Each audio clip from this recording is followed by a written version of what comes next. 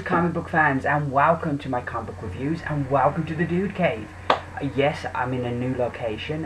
Me and the wife have been spending the last week decorating this room, getting it in order. So now I've got my own little Dude Cave, my fortress of solitude, which is cool. I'm going to play around with where best to film. At the moment I'm using my comic boxes to rest my computer on to film this. But another week I might try and do it the other way around. We will see which works best. It's going to be trial and error for a while. But yeah, a lot of books to get through this week, so without further ado, let's get to those reviews. So first up, this week we have the Indies, and just 3 books this week. 1 Titan Comics, and 2 Valiant. No Image. I thought I was getting a lot of Image books, but doesn't seem like it because there are none on my pull list this week. So first up we have Doctor Who, the 4 Doctors, issue number 3. I enjoyed this. There was some really good stuff in this. The art I really liked, and there were some really great moments art-wise, like this moment here while they're running from like when they're under attack, and here when they're being dragged up. But then other moment, and I felt the Doctors were all really well drawn, but Clara just looks nothing like Clara, and I kind of found myself in parts a bit confused until she spoke, and I'm like, oh yeah, that's Clara. This story though was good. It was a lot better than last issue.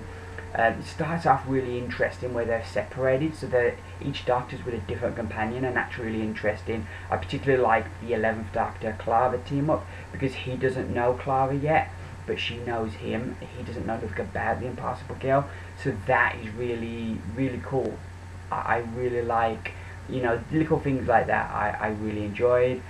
We get this thing called the continuity bomb that the Daleks have built, and it makes the Doctors relive certain points of their lives where they have decisions that could go either way, and it makes them go down a different path. Think the episode Turn Left is that kind of principle. So, you know, I really, so I like that, we seeing like different things from the Doctor's past, kind of with a different outcome. We get no War Doctor, which is a bit of a grouch. We do have this growing mystery with Marinus. None of the Doctors remember being to Marinus, and you know, I'm kind of thinking, is it something to do with the War Doctor, because we saw him on Marinus during the Time War at the beginning of this series. So I'm wondering if it's going to be tied in with that. I like where the story's heading, and the end of the book is a real doozy and has me really intrigued to what's going to happen next. But yeah, all in all, I really like this. I enjoyed this a lot more, and I'm going to give it 4 stars out of 5. So next up, going over to Valiant Comics, and we have A Book of Death, The Fall of Ninjak, number 1. Well, I say number 1, it's a one-shot, so this was good. This is well worth picking up if you're a fan of the Valiant universe, or you are a fan of Rai, because we get to see the beginnings, the origins of New Japan, and how it ended up in space, and get to see the first Rai as well. And so that is really cool to see all of that, and how that ties into Ninjak is brilliant. Basically what the series is we've got this event running at the moment in Valiant called the Book of Death, and the Geomancer has this book that tells of all the deaths of the different heroes in the Valiant universe, and what we've been getting every month is a different story with a different hero, to kind of go along with the main story. That's just kind of like a one-shot story. You don't have to have read anything else, though a lot of times you won't be as invested in it and probably won't enjoy it as much if you've not been reading them otherwise. But it's a one-shot story telling you the fall of Ninjak, how Ninjak is going to die in the future. I really enjoyed this. Great pace to the story. Like I say, we get the origins of how New Japan ended up in space. I really like this. My only gripe would be the ending. It felt a bit abrupt, the way it kind of just ended. I can understand, like, yeah, it had a end there, but I think maybe they could have come up with some other way to do the end. But overall, I enjoyed this, and I'm going to give Book of Death, The Fall of Ninjak, 4 stars out of 5. So our final indie book this week, and it is Ninjak, issue number 6. I got the variant cover, which I really like. This issue sees him going up against this character called Bob, and he's one of the people behind the Weaponeers. As Ninjak has infiltrated the Weaponeers, he's now running the organization, or at least the front that everybody sees. But he still doesn't know who the other members are, and he's trying to find out. And what this book does well is it's kind of going off now. We're in, like, the early issues, we're kind of building everything up, and now we're getting all the payoff. I like how the backup, the Lost Files, is beginning to kind of, what's happening in that is beginning to explain what's happening in the present story, and I like that. You know, it's all beginning to connect up, and that's really good. And you've seen that it's kind of like, you know, in Karate Kid, it has Daniel doing all these different jobs, and then Daniel's like, why did I do these? And then he shows him how all these things he's been doing are kind of learning him these techniques to you know, to do karate. And it's kind of like this, we've been seeing all these stories, and now everything's beginning to come together. So I'm really enjoying that. In the main story as well, I like the way Matt Kindt kind of throws in every issue a couple of scenes from Ninjak's youth, kind of adding more, you know, more flavour to the story, and that works really well. It's done just enough that leaves you wanting more every time. This was a lot of good stuff here. Really enjoying this. Really like all the Valiant books, they get better as they go on. Ninjak issue number 6 gets 5 stars out of 5. So that's Indies. Let's get we'll go Marvel next. So now 6 books from Marvel to review, and we're going to kick it off with Star Wars Lando issue number 3. I'm really enjoying this series. The work from Alex Malviv is working really well. The story itself, I'm liking, as we see Lobot kind of lose a little bit more of his humanity now that he's damaged, and the thing that's attached to his head seems to be taking control more, and I'm liking to see that transformation from this character we meet in the first issue to the character we see in Empire. So I think that's something that works really well. Chanaf Chan, this bounty hunter who's after Lando, well, he doesn't know he's after Lando yet, but he's found a way to track whoever stole the Emperor ship. So that's interesting, and that bounty hunter looks pretty cool and pretty badass, so I'm looking forward to seeing him hook up with the characters we've been following. They find that there's Sith treasure aboard this yacht, and they're like, kind of like, why has the Emperor got all this Sith treasure? One of the things I did love about episode 3, Revenge of the Sith, was because it hadn't really clicked in my mind before, but the rest of the galaxy do not know the Emperor is a Sith Lord. It's kind of this big secret. Everybody just thinks he's a regular dude, that he's Emperor Palpatine, this regular dude. They don't realise that he's this Sith Lord that's manipulated his way, and manipulated and schemed his way into power. So I love that kind of wrinkle, and here there's like they're surprised finding all this Sith treasure and seeing how valuable it all is, and that kind of putting together, well, wait a minute, why has the Emperor got this?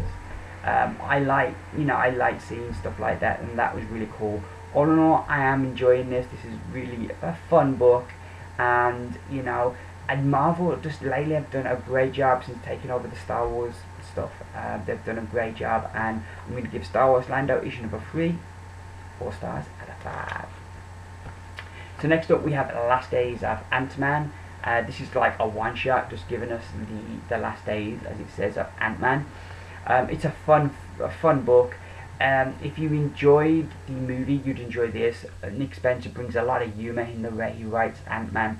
But there's also action, and you kind of, you know, emotion in there as well. Kind of like how you take to Scott Lang in the movie, you kind of take to him in here as well. It's very similarly written, which, considering that this must have been written before, or like at least the series that Spencer was writing of Ant-Man must have been written before the movie kind of came out and people knew of that.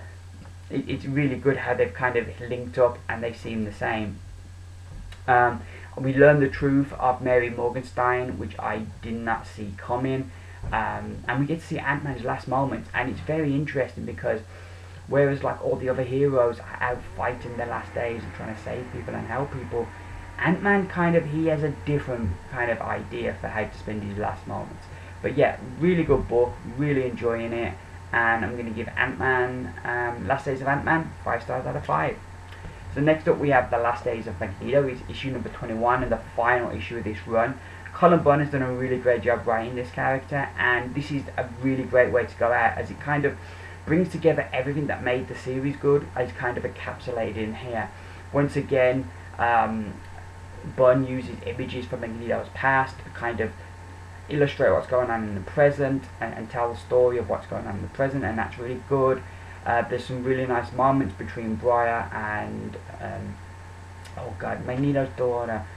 Her name has just totally gone out of my head. I'm going to look in the front page because usually it's there, but usually when you want it, Polaris, it's just come back to me, Polaris. There's a nice moment between those two characters. Magneto, you kind of, you know, you can't always cheer for his actions, but he's a very interesting character because, you know, there's the old adage of the road to hell is paved with good intentions, and Magneto is somebody who does very bad things but does them from a place that's for good reasons.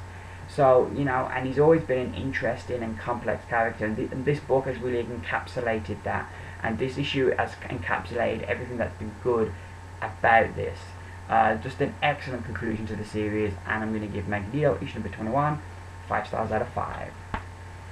So now moving into the Secret Wars tie-ins books, we have first up we have X-Men 92 issue number 3. I enjoyed this. In the cartoon series, was Cyclops ever in the cartoon series? Because kind of what we get here is that there's a bit of an interest between her. She quite fancies Cyclops, but there's no attraction the other way. So I'm just wondering, was Cyclops ever in the TV show? Because I can't remember her being in it, but certainly the way she's written here is that there's history there and that she likes Cyclops, but Cyclops maybe doesn't reciprocate how she feels. Yeah, but the story moves on nicely here. I like where we end up, that we find out what Cassandra Nova's real big plan is, and by the end of the issue we know what that is. If you think I keep looking over there, I've got my notes, because I haven't got my table now. Usually I have my notes on my table, but I haven't got a table now, so I can't keep my notes down here, so they're over there, and so if I keep looking over there, it's because I'm looking at my notes. But anyway, getting back to the review, there's some real good twists as we go along, and it kind of builds to this really great conclusion. I think X-Force are a nice addition to the book, and then in the main, the characters get their moments to shine. All in all, yeah, I'm still really enjoying this, and I'm going to give X-Men 92. Oh, one thing before I rate it, it is very dialogue heavy. There is a lot of dialogue to get through, which does slow down your reading of it. But even so, I still really enjoyed it, and I'm going to give X-Men 92, issue number 3, 4 stars out of 5. So next up we have E is for Extinction, issue number 3. This is just bonkers, but great bonkers. We get explanation into where all these beasts come from. There's some great developments that I just did not see coming. The story just keeps taking all these turns, and things keep coming out that push the story, and by the end of it, it's really interesting where we end up. And it's not anywhere I would have guessed. If you'd have told me after reading the first issue, this is where we'd end up, I would never have guessed, because it really looked like Magneto was going to be the villain of this series, and that's kind of not how it's panned out. It's a very fast-paced book, as are a lot of these Secret Wars books. They haven't got as long to tell, because the thing with Marvel, often they'll have 6 issues to tell a story, and sometimes that story can be a bit stretched to kind of fit into the 6 issues. And so the stories don't always move with the quickest of speed or the quickest pace. But with the Secret Wars books, they've got so much to cram in to so few issues that we're actually getting some really good fast-paced stuff. And it's how life goes. We moan, we want a quicker pace. We get a quicker pace. We moan, we want more time. You know, never satisfied. But I'm really enjoying the book. The art this issue didn't remind me so much of Frank Quietly. It reminded me much more of Manhattan Projects, which is not a bad thing. But yeah, I'm enjoying this, and the twists and turns it's taken, and I'm definitely intrigued to see where we go with the next issue. And I give E is for Extinction, issue number 3, 5 stars out of 5. So our final book from Marvel this week is Old Man Logan, issue number 4. And this book's just all action. That's the main thing I can say about it. Um, he's been thrown like outside the gates to like, I think it's called the Shield, where like they have all the like the rejects and the monsters and stuff. And so Logan is trying to fight his way through this, and he finds She-Hulk, and she's hiding out. And I'm kind of like, is this the She-Hulk from A-Force, or is this a different She-Hulk? I wasn't quite sure, but it'd be cool if it was, and some of the books were starting to connect up. That would be really cool. But so like Wolverine's like there with her for a bit, and then kind of where then the rest of the story is kind of him getting out of this place. So yeah, I really enjoyed this story. Like I say, it's a lot, really action packed, and if you like your action and your violence, this is a book for you. The art, once again, is great. You can kind of say there isn't too much substance there, because he just seems to be going from place to place and without any real impact at the moment. But I'm still really enjoying it, and I'll give Old Man Logan issue number 4 stars out of 5. So those are the Marvel books, all done and dusted. I'll find a batch of reviews now as we go to DC. So here we are now with DC. 5 books to review this week from DC. We're going to kick things off with He-Man, The Eternity War, issue number 9. Whoa, this was fantastic. I'm so pleased I jumped onto this book. This issue, we have this status quo set up at the beginning, and by the end of the book, everything is turned upside down. And it's like, the way they pull it off, it all makes sense. You can see that it's been building for issues. So it's really, really great stuff. And I'm super excited to see where we're going to go next issue. Skeletor is at his evil best, and just out trumps everyone. And yeah, there's fantastic moments in here. Really excited for the next issue, and yeah, definite thumbs up. I'm going to give it 5 stars out of 5.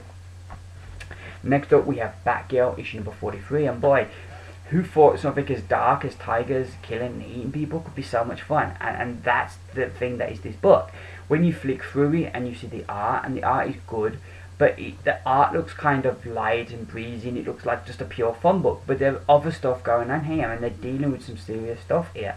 Tigers eating people isn't good. But also you've got Frankie, and there's this undercurrent where she's a bit jealous of how Barbara's been spending more time with her friend Alicia, helping Alicia get ready for her wedding. And Frankie's getting a bit jealous of that. Plus Frankie wants to do more and help more with Barbara being Batgirl, and she wants to be out there, where Barbara's like, no, I don't want you getting hurt. You do what you do best, and that's tech support. And like, Frankie's not taking that. And so you can see kind of issues maybe coming there in the future. And it's the way that they plant things in that they do such a great job here writing it. And there's a feel of fun about the book, but there's also kind of stuff going on which can, in anything else, would feel really dark. It's kind of how, to me, how you've got Wade and Samney do Daredevil, and that character, so much darkness and bad things happen to Matt, but it always feels like a fun book, and that's kind of what they've got here. Slightly a foot on the pedal, more fun, but that's the same kind of vibe that they've kind of captured with this book. The creative team seem to have hit their stride with this, and it's just really great stuff. And I'm going to give Batgirl issue 43 5 stars out of 5. We then have Cyborg issue number 2, which was kind of a mixed bag. The opening, it really is reliant on you having read the preview, which I didn't read. And I think if you're bringing out a book like Cyborg, which isn't going to be the book that's going to appeal to the most number of people, you're going to want to make that book as accessible as possible. And having a bit at the beginning of the second issue that ties directly into that 8-page preview that not everybody will have read, that's not a way of making it accessible. And so I think they really failed there, and that hurt the book, you know, because it was something you got the gist of what happened, but you didn't know for sure, and you did feel like you had missed something. And also in that first issue where we saw those characters fighting somewhere, robots fighting other people, that was kind of like, I thought was just been introduced in that first issue, but apparently that goes back to the preview, and you would know more who they are. and I just don't think that's a way you want to be writing a book that's reliant on a preview that not everybody may have read or everybody may have had access to. I like the idea of the body shop in this, that people are going around getting cybernetic implants, kind of getting new arms or new eyes. I think that's really cool. In Doctor Who, one of my favourite villains is the Cybermen, because I just love that idea of this race that was like similar to humans, but eventually replaced so much of themselves that they became something else. And I kind of like that idea that we're seeing the origins of that here, and it's going to be interesting how impact that has on kind of Cyborg and kind of people's perception of Cyborg going forward. I did feel that this issue, the character of Cyborg was all, the characterization of him was all over the place. He's always seemed to be a guy who's in control, but this issue we kind of get past that, and you kind of got to ask, was that all a facade and really he's not in control, or is the writing just a bit inconsistent? And I couldn't decide which it was, but there were times when he's super controlled and there's times when he's not. Like the display in front of his father in this issue, I didn't really get why he was doing all that, so that was a bit then we have the character of Sebastian, who I like the interaction between him and Cyborg, but can we trust him, or has he got some kind of ulterior motive? But yeah, this has been this issue was a mixed bag, and I just worry that a book like this that isn't going to appeal to as many people does not need to be having a mixed bag issue for its second issue, because its first issue was okay. Now we're getting a mixed bag. The trajectory is in the wrong direction, and for a book like this, if you have two okay to bad issues, people are going to drop you, and going forward it's going to be really hard to get those readers back, because you know we've seen it before with other books that have kind of come back later on a lot stronger, but it's too late. So I'm hoping that this book doesn't leave it too late, but it might already be too late for it long term. But I'm going to give Cyborg issue number 2 3 stars out of 5.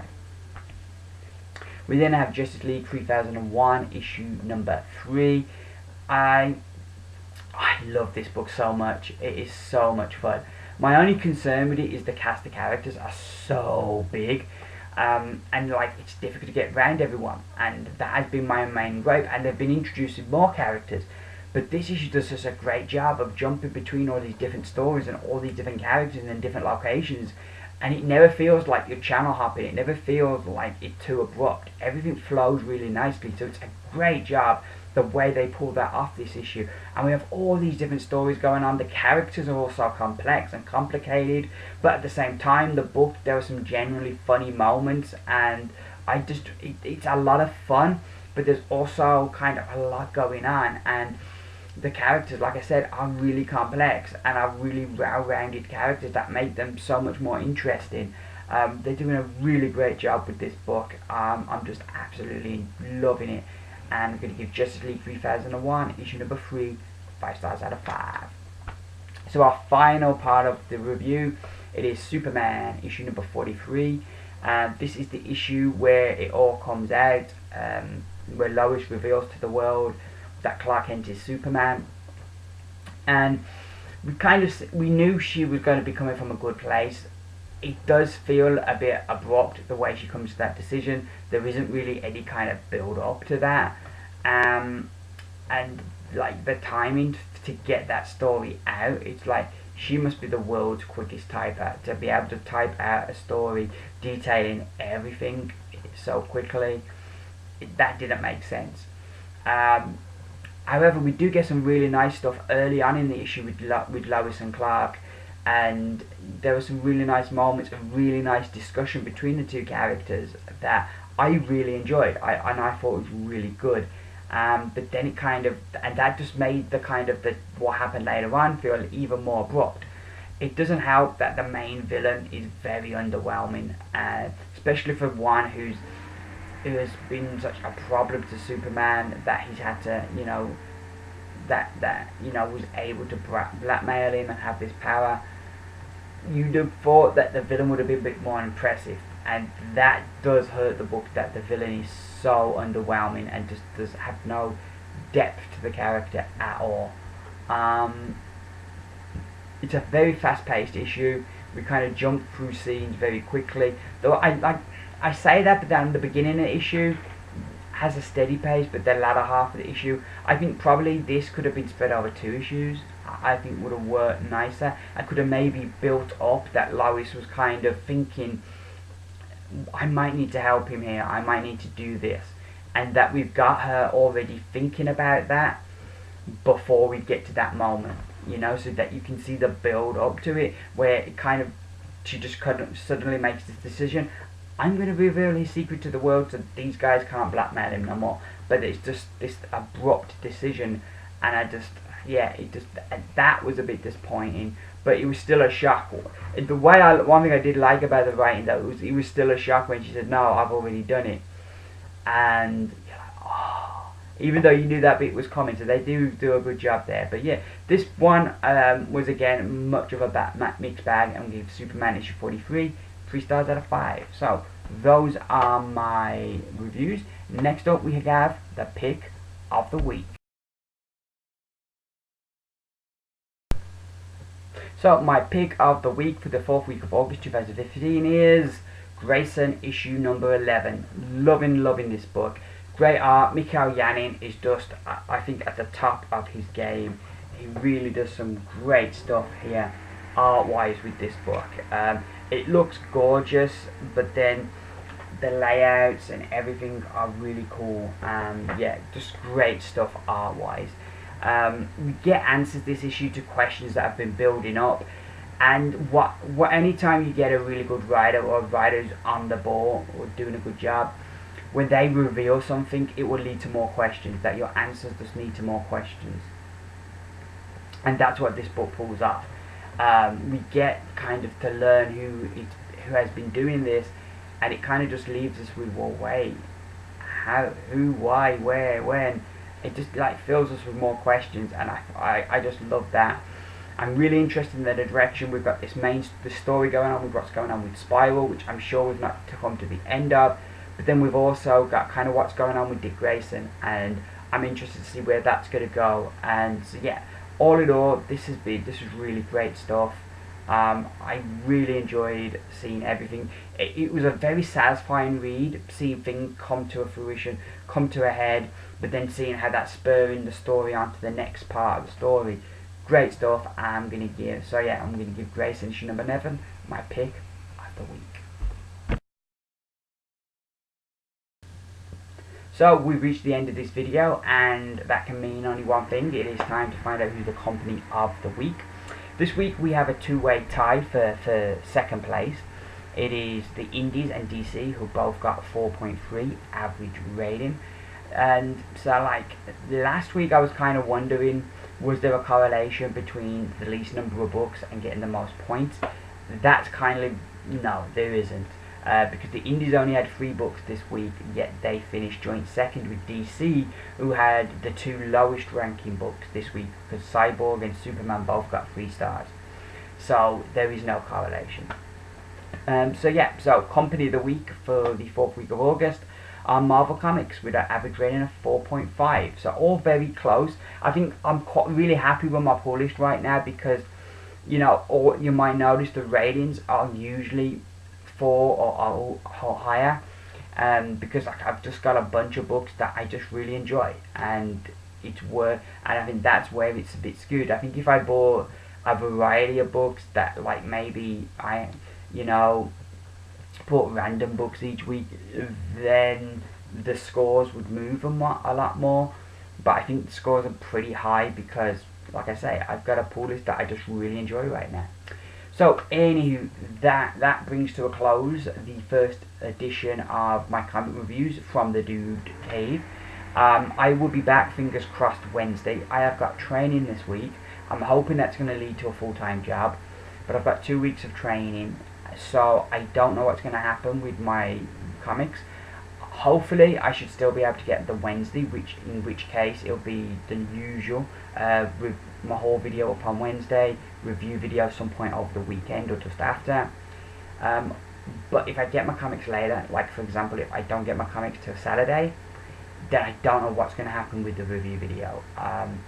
it's going to be too long to probably do. Though I enjoy doing all my books, it's probably going to be too long to do all my books. So I may look at doing an alternate kind of video, maybe comics of the week, where I just pick out my 5 favourite books for the week, or maybe just do a bunch of like short reviews on each book separately, rather than do it collectively. Maybe that would be easier. I don't know. But like I say, it's something that I'm not thinking about too much right now, because if I get my comics on Wednesday, then it's gonna be okay. So I'm not too concerned yet. We'll see what happens. But if things are a bit late, that is why. But anywho, all that leaves me to say is thank you very much for watching this video. If you enjoyed the debut edition of comic reviews from the Dude Cave, please give me those beautiful thumbs up and let me know you like what I'm doing. I've been Jason. This has been my comic reviews. Bye for now.